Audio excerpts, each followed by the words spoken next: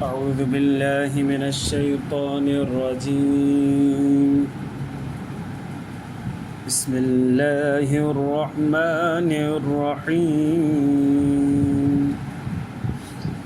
إنما المؤمنون الذين آمنوا بالله ورسوله وإذا كانوا معه على أمر جامع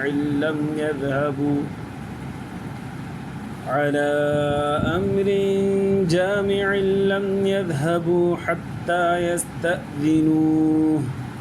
إن الذين يستأذنونك أولئك الذين يؤمنون بالله ورسوله فإذا استأذنوك لبعض شأنهم فأذن لمن شئت منهم واستغفر لهم الله إن الله غفور رحيم.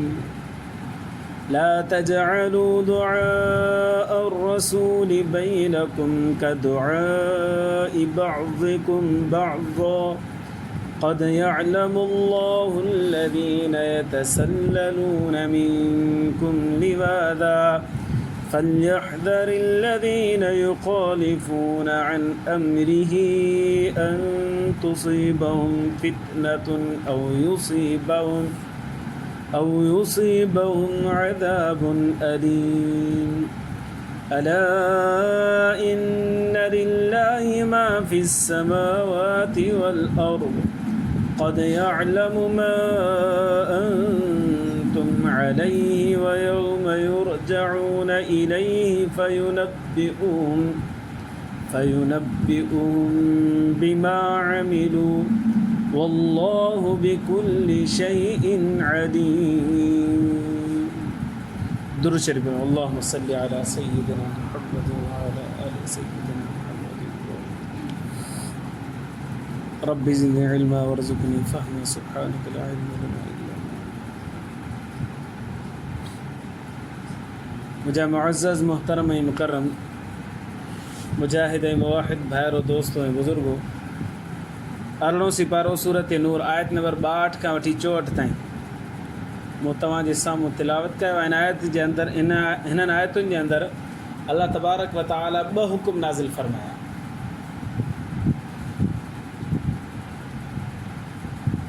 हिकिड़ो हुकुम इहो त नबी करीम सल्लल्लाहु अलैहि वसल्लम तव्हांखे कंहिं मामले जे करे सॾु करे पोइ तव्हां नबी साईं जी इजाज़त जे बग़ैर उतां उथी न वञो।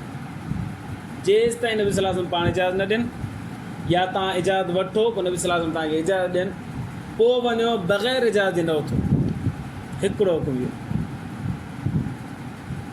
ॿियो हुकुम, जीअं असां हिक ॿिए खे नालो खणी करे सॾु कंदा आहियूं, नबी सल्लल्लाहु अलैहि वसल्लम खे ईअं नालो खणी न सॾु कयो।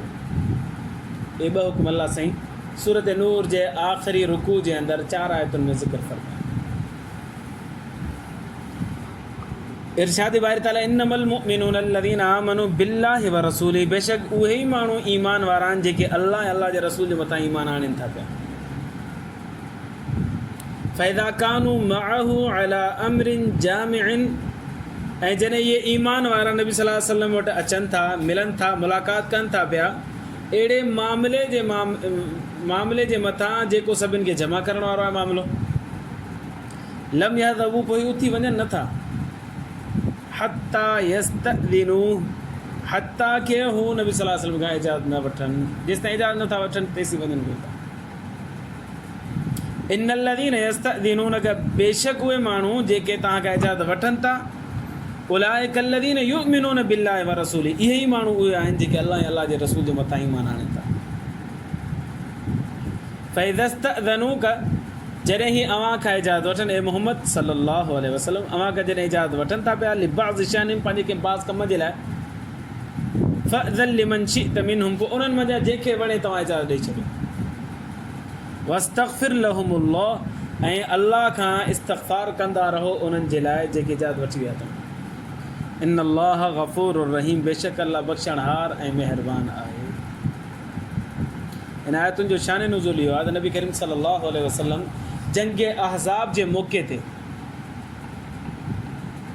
जेके जंग खंदक बि चयो वेंदो आहे।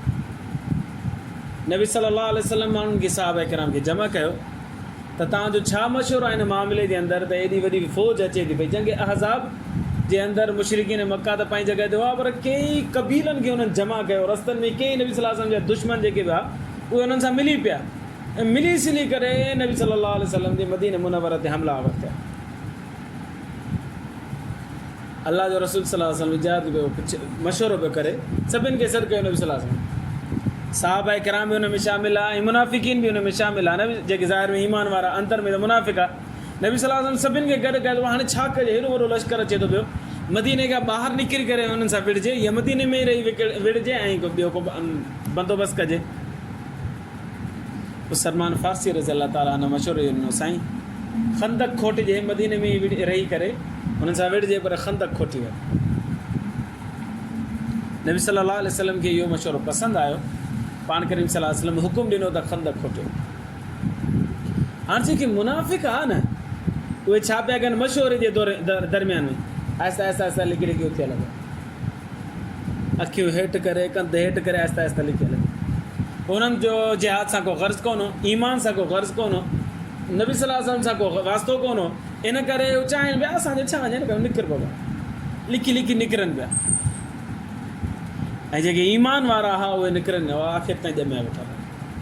जेसि ताईं या त नबी सल्लल्लाहु अलैहि वसल्लम इजाज़त ॾियनि या पंहिंजो कंहिंखे ज़रूरी कमु आहे त नबी सल्लल्लाहु अलैहि वसल्लम इजाज़त वठनि पिया। अलाह से फरमाए जेके इजाज़त वठनि था तुंहिंजी मर्ज़ी, हुनखे इजाज़त ॾेई छॾ, पर इजाज़त ॾे त पोइ हुनजे लाइ इस्तग़फ़ार बि कर।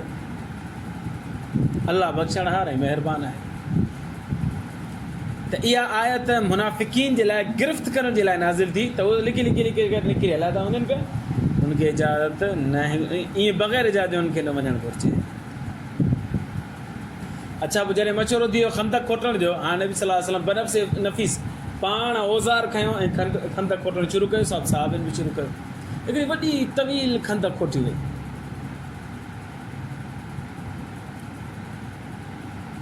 जॾहिं खंदक खोटीनि पिया, नबी सल्लल्लाहु अलैहि वसल्लम जन साहबा किराम मुनाफ़िकीन बि हिसो वठण जे लाइ अचनि पिया।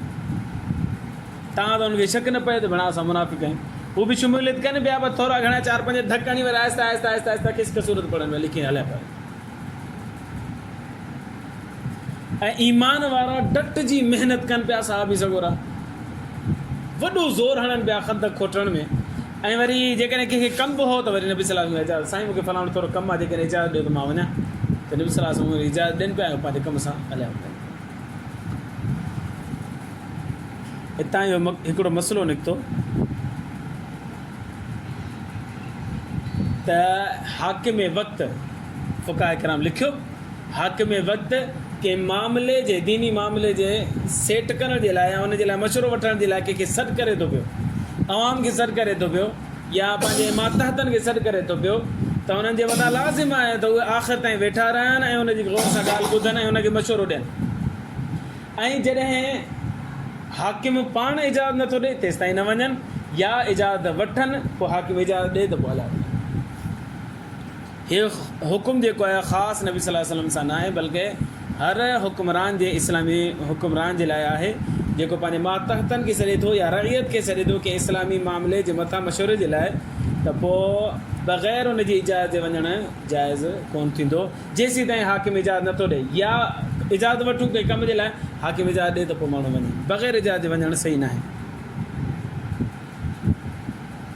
अल्लाह से फरमाए थो क़द यअलमुल्लाहु अल्लज़ीन यतसल्ललून मिनकुम लिवादन, अल्लाह से ॼाणे थो उन्हनि खे जेके बसि कंध हेठि करे लिकी लिकी टरनि हलिया था वञनि। फल्यहज़रिल्लज़ीन युख़ालिफ़ून अन अमरी, उन्हनि खे घुरिजे त अल्लाह खां टिजनि जो अल्लाह जे हुकुम जी मुखालफ़त करे रहिया आहिनि। ऐं हिन ॻाल्हि खां बि टिजनि त तुसीबहुम फितनत, उन्हनि जे मथां को फितनो न अची पए, का आज़माइश न अची पए, ऐं युसीबहुम अज़ाबुन अलीम, या उन्हनि जे मथां को दर्दनाक अज़ाब अची न किरे। नबी सल्लल्लाहु अलैहि वसल्लम जी नाफ़रमानी था कनि, अल्लाह जे हुकुम जी नाफ़रमानी था कनि, इन्हनि खे एहतियात करणु घुरिजे हिन मामले में। हिकिड़ो हुकुम इहो हुयो त बग़ैर नबी सल्लल्लाहु अलैहि वसल्लम जी इजाज़त जे वञणु सही न आहे। ॿियो हुकुम ला तजअलू दुआ रसूल बैनकुम का दुआ बाज़ुकुम बाज़ा, नबी सल्लल्लाहु अलैहि वसल्लम ईअं न सॾो जीअं तव्हां हिक ॿिए खे सॾींदा आहियो। मसलन असां बेतकल्लुफ़ थी करे कंहिंजो नालो खणंदा आहियूं, अदा फलाणा तो हेॾे त अदा फलाणो मुंहिंजी ॻाल्हि ॿुध। नबी करीम सल्लल्लाहु अलैहि वसल्लम जन खे बि कुछ ॻोठाणा माण्हू हुया त ईमान वारा नेक हुया सालिहा, पर ॻोठाणा हुआ वीचारा अञा आदाब खां वाक़ुफ़ु कोन हुआ। पोइ अची करे नबी सल्लल्लाहु अलैहि वसल्लम जे दर जे ॿाहिरां बीह करे ॿाहिरां आवाज़ ॾिना, या मोहम्मद उख़रुज इलैना, या मोहम्मद उख़रुज इलैना, ओ मोहम्मद सल्लल्लाहु अलैहि वसल्लम हलिया असां ॾे अच त सही कमातो में। जीअं आम माण्हू को ॻोठनि में तव्हां ॾिठो त ॿाहिरां रड़कंदा आहिनि, ईअं माण्हू गोर ॿाराड़ी जा माण्हू अचनि पिया ऐं सड़कनि कया नबी सल्लल्लाहु अलैहि वसल्लम। अलाह से न न न ईअं न, मोहम्मद अरबी खे तव्हां सॾणु आया हो, लिहाज़ा अदब कयो, एहतराम कयो। नबी सल्लल्लाहु अलैहि वसल्लम खे सुठनि सुठा लक़बनि सां सॾियो, नालो खणी न सॾु कयो। हितां ख़बर पई त को वॾो हुजे, को साले माण्हू हुजे, को अलाह वारो हुजे, को नेक दीनदार हुजे, या पंहिंजा वालदेन आहिनि, क़ाबिल रेस्पेक्ट आहिनि, क़ाबिल एतिराम आहिनि, त उन्हनि खे बि सॾिबो त नालो खणी न सॾिबो, बल्कि उनजे एतिराम सां सॾिबो, सुठनि सुठनि लक़बनि सां सॾिबो, ऐं अहिड़नि लक़बनि सां जेके उर्फ़ में उन्हनि जे लाइ मशहूरु हुजनि, नालो उन्हनि जो न खणिबो। त नबी करीम सल्लल्लाहु अलैहि वसल्लम खे या मोहम्मद करे सॾणु जाइज़ कोन्हे। तव्हां ॾिठो त कई मस्जिदुनि में वेंदो त हिकिड़े पासे लिखियलु हूंदो आहे या अलाह, ॿिए पासे लिखियलु हूंदो या मोहम्मद। इहो ग़लति हूंदो आहे, या मोहम्मद लिखणु जाइज़, जॾहिं या मोहम्मद करे सॾणु जाइज़ कोन्हे त लिखणु जाइज़ किथां? हिन करे हिन में एहतियात करणु घुरिजे। हिते अॻियां वेंदासीं, हिते चांडिया ॻोठ आहे, चांडिया ॻोठ जी हिकिड़ी मस्जिद में हिकिड़े पासे लिखियलु या अलाह, ॿिए पासे लिखियलु या मोहम्मद। त मस्जिद वारनि छा कयो, या मोहम्मद ड्राए छॾियो था। बाबा हीअ त बेअदबी आहे, बदतमीज़ी आहे नबी सल्लल्लाहु अलैहि वसल्लम सां। सो क़ुर जो बि हुकुम इहो ई आहे, जॾहिं उन्हनि ड्रायो त बाबा पाड़े वारनि खे ख़बर पई भाई जेके आहिनि गुस्ताख़ रसूल। वॾो मसइलो थियो, 5-6 साल पुराणी ॻाल्हि, 8 साल पुराणी ॻाल्हि आहे। पोइ हुते मस्जिद वारनि खे कढी छॾियऊं, वरी पोइ एहतिजाज थिया, वरी धरणो थियो, धरणो त कोन थियो पर एहतिजाज थियो हैदराबाद जे अंदरि, ऐं हिकिड़े मकतब फ़िक्र अची करे बाहि मचाई, हीअ आहिनि गुस्ताख़ रसूल, हीअ नबी सल्लल्लाहु अलैहि वसल्लम जे तौहीन कंदड़ वग़ैरह वग़ैरह वग़ैरह। हीअ त अलाह जो हुकुम आहे त बाबा नबी सल्लल्लाहु अलैहि वसल्लम खे नालो खणी करे न पुकारे। बाक़ी रहिबो या अलाह न चऊं, पोइ अलाह या अलाह छो था चऊं, या मोहम्मद चवणु सही न आहे त भई या अलाह छो चऊं? हुनजो जवाबु इहो आहे त बाबा अलाह तबारक व तआला पाण फरमायो त मूंखे पंहिंजे नालनि सां सॾु कयो, वलिल्लाहिल अस्माउल हुस्ना फदउहु बिहा। सूरत बनी इसराइल में अलाह से फरमाए थो, मुंहिंजा सभु नाला सुठा आहिनि, उन्हनि नालनि जे ज़रिए मां अलाह खे पुकारियो।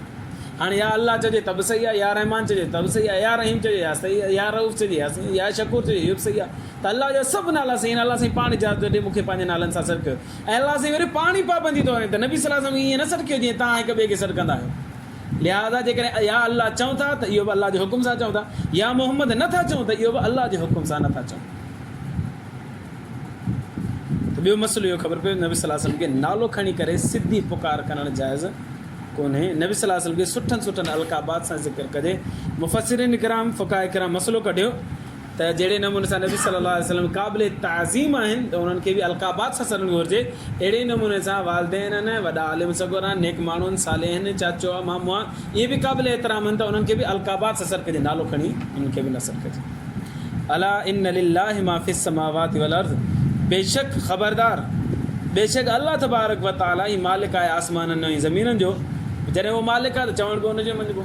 असां ममलूक आहियूं, असां हुनजी पैदा कयल शइ आहियूं, मख़लूक आहियूं। अलाह साईं जीअं हुकुम करे हुनजो चयो मञिबो। क़द यअलमु मा अंतुम अलैहि, अलाह ॼाणे थो उन जॻह खे जंहिं जॻह ते तव्हां बीठा आहियो। सहाबा किराम ईमान ते बीठा आहिनि, अलाह साईं हुनखे ॼाणे थो। मुनाफ़िकीन मुनाफ़िक़त ते बीठा आहिनि, अलाह साईं हुननि खे ॼाणे थो। अलाह साईं फरमाए थो क़द यअलमु मा अंतुम अलैहि, मूंखे ख़बर आहे तव्हां किथे बीठा आहियो। ईमान ते बीठा आहियो ए सहाबी सगोरा, मुनाफ़िक़त ते बीठा ए मुनाफ़िक़ो। वयौम युरजऊन इलैहि फयुनब्बिउहुम बिमा अमिलू, पोइ जंहिं ॾींहुं मोटाया वेंदा अल्लाह तबारक व तआला जी तरफ़, पोइ अल्लाह साईं ॿुधाईंदो तव्हां छा कंदा दुनिया जे अंदरि। मुनाफ़िकीन मुनाफ़िक़त में मशहूरु हुआ, इन करे अल्लाह साईं ॿुधाईंदो तव्हां दुनिया में मुनाफ़िक़त कंदा, मां त अॼु तव्हांखे ॿुधायां थो। वल्लाहु बिकुल्लि शैइन अलीम। ईअं न सम्झो त असां लिकी लिकी खिसक सूरत पढ़ूं था, हलिया था वञूं, अल्लाह खे ख़बर न पवंदी। न न न, वल्लाहु बिकुल्लि शैइन अलीम। अल्लाह हर शइ खे ॼाणींदड़ आहे, ऐं हर शइ ज़रे ज़रे जो ॼाणींदड़ आहे, त तव्हांजे दिलनि खे बि ॼाणींदड़ आहे। इन्नहु अलीमुम बिज़ाति सुदूर, अल्लाह साईं दिलि जी धड़कन खे बि ॼाणे थो, दिल में जेके ख़्यालात वसनि था उन्हनि खे बि ॼाणे थो, दिलि जे अंदरि जेके ख़्यालात पैदा थियनि था अलाह से उन्हनि खे बि ॼाणे थो पियो। लिहाज़ा सहाबा किराम ईमान ते साबित क़दम आहिनि ऐं मुनाफ़िक़त ते साबित क़दम आहिनि। अलाह सहाबा जे ईमान खे बि ॼाणे थो ऐं मुनाफ़िक़ीन जी मुनाफ़िक़त खे बि ॼाणे थो। सूरत नूर पूरी थी, आईंदा सूरत फ़ुरक़ान जो दर्स थींदो। अल्लाह खां दुआ आहे अल्लाह ईमान जी ज़िंदगी ईमान ते मौत नसीब फ़रमाए। आख़िर दावाना अनिल हम्दुलिल्लाह।